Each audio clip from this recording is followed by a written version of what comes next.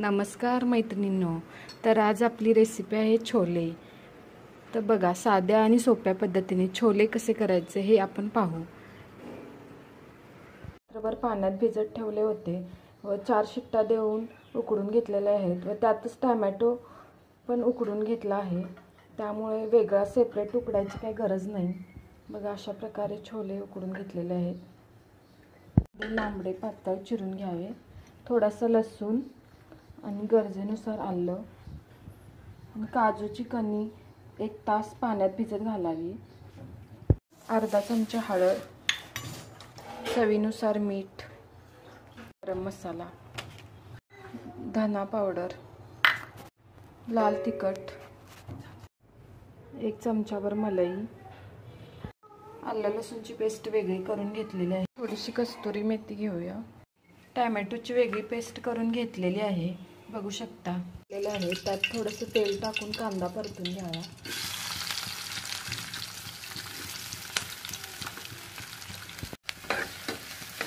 आपला भाजलेला आहे, थोडासा लालसर होऊ द्यायचा. कांद्याची पेस्ट तयार झालेली आहे. कांद्याची पेस्ट एकदम बारीक करू नये, थोडीशी अशी जाडसरच ठेवा. पण गॅसवर कढई ठेवलेली आहे, त्यात थोडंसं तेल टाकलेलं आहे. तेल चांगलं गरम झाल्यानंतर वाटलेला कांदा घालू. बघा, व्यवस्थित एकजीव करून भाजून घ्यावे. गॅस बारीकच ठेवावा, त्यामुळे व्यवस्थित भाजले जाईल. अशा प्रकारे कांदा तांबूसर भाजून घ्यावा. त्यानंतर त्यात टोमॅटोची पेस्ट टाकावी. ती व्यवस्थित एकजीव अशी भाजून घ्यावी.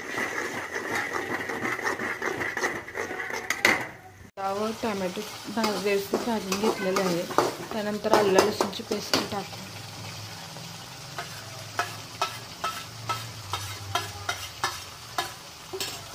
व्यवस्थित हलवून घेऊ. गॅस बारीकच ठेवावा. थोडीशी हळद टाकू. थोडंसं लाल तिखट तुमच्या गरजेनुसार तुम्ही टाकू शकता. तुम्हाला जेवढं तिखट लागते त्यानुसार. धन्याची पावडर अर्धा चमचा टाकू. नंतर काजूची पेस्ट टाकू.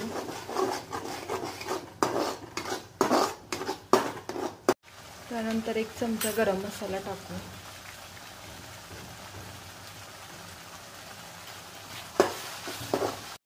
बघा कशा प्रकारे मसाल्याला तेल सुटलेलं आहे. अशा पद्धतीने गॅस बारीक करून मसाला व्यवस्थित भाजला की तेल सुटत जातं. मसाला व्यवस्थित भाजलेला आहे. त्यानंतर आपण त्यात थोडंसं पाणी घालू.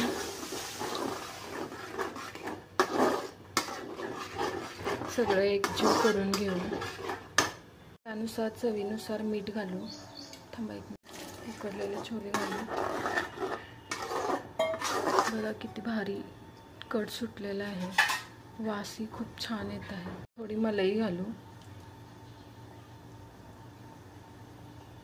क्रश करून घालू.